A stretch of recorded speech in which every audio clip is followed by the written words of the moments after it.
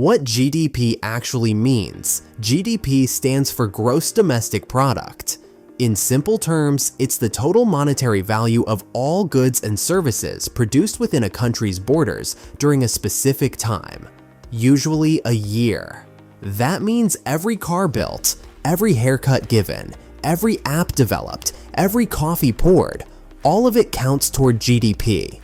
Economists use GDP to measure the size of an economy and its overall health. If GDP is growing, it usually means businesses are producing more, jobs are being created, and incomes are rising.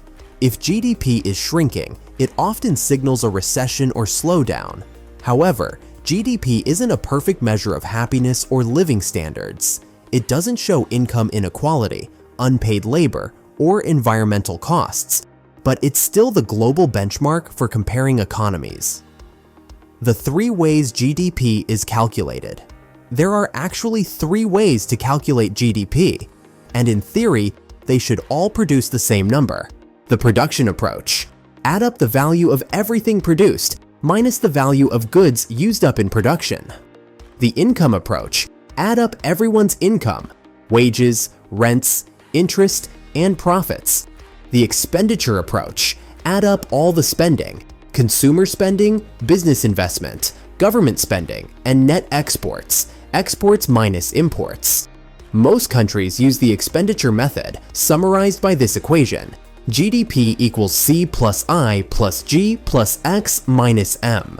That's consumption, plus investment plus government spending, plus exports, minus imports. It's basically a snapshot of how money moves through an economy. Nominal GDP, the raw number. When you hear about the largest economies in the world, those rankings are almost always based on nominal GDP. Nominal GDP values everything produced in a country at current market prices and converts it into US dollars for comparison. For example, in 2025, the United States has a nominal GDP of around $28 trillion. China is close behind at roughly $19 trillion. Japan, Germany, and India round out the top 5. Nominal GDP gives you a quick, raw look at how large an economy is in dollar terms. But it has one big problem: exchange rates. If a country's currency is weak compared to the dollar, its GDP looks smaller than it actually is in terms of local purchasing power. That's where PPP comes in. Purchasing Power Parity, PPP. The real power of money, GDP by purchasing power parity, or GDP, PPP, adjusts for differences in price levels between countries. In simple words, it answers the question, how much can you actually buy with the money you earn? Imagine you earn $1,000 in the US, and someone in India earns the equivalent of $1,000 in rupees. In the US, that might cover 1 month of rent and groceries. In India, it might cover 3 months. So in real terms, the Indian economy stretches that same amount of money further. That's why in PPP terms, developing countries often rank much higher. According to recent data, China's GDP, PPP, is around $35 trillion, making it the world's largest by purchasing power. The US comes second at about $28 trillion. India ranks third with around $14 trillion in PPP terms. PPP gives a more realistic view of economic productivity and living costs. It's especially useful for comparing standards of living, not just total output. GDP per capita, the wealth of the average person. While total GDP tells us how big an economy is, GDP per capita tells us how wealthy the average citizen might be. It's simply GDP divided by the population.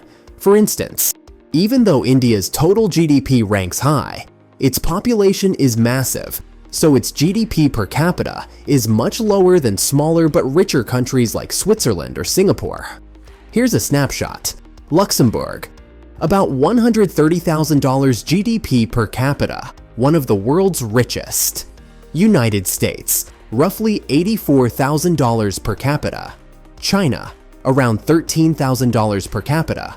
India, about $3,000 per capita. This shows that while China's economy is huge overall, the average American still earns far more. So GDP per capita is a better measure of individual prosperity, while total GDP shows a nation's economic power. Nominal versus PPP versus per capita. Why rankings change now? Here's where it gets interesting. The rankings change completely depending on which measure you use. By nominal GDP, the United States leads, followed by China, Japan, Germany, and India. By GDP PPP, China leads, followed by the US, India, Japan, and Germany. By GDP per capita, tiny nations like Luxembourg, Singapore, and Ireland dominate. Each measure tells a different story. Nominal GDP shows who has the most economic weight in the global market. PPP shows who gets the most bang for their buck. Per capita shows who enjoys the highest living standards. That's why economists always specify which GDP they're talking about, because the context matters. Real GDP versus nominal GDP, adjusting for inflation. Another key difference, nominal GDP measures output using current prices, while real GDP adjusts for inflation. This matters because prices rise over time. So even if GDP goes up, that doesn't always mean the economy grew in real terms. For example, if a country's GDP rises by 5%, but inflation is 5%, its real GDP growth is actually zero.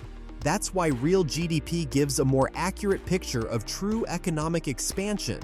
Economists also track GDP growth rate, the percentage change from one year to the next. A healthy growth rate is usually around 2 to 4% for developed economies and higher for emerging ones. What GDP doesn't measure. While GDP is essential, it doesn't tell the whole story. It does not measure income inequality. GDP can rise even if all the gains go to the rich. Environmental damage. A country could destroy forests or pollute rivers, and GDP might still rise. Unpaid work, household labor, caregiving, and volunteer work don't show up in GDP even though they have real value. Quality of life, happiness, health, and safety aren't included. That's why some economists argue for alternative measures like the Human Development Index, HDI, or Gross National Happiness, GNH, which include health, education, and well-being.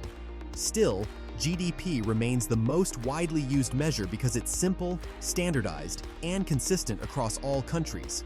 How GDP shapes global power.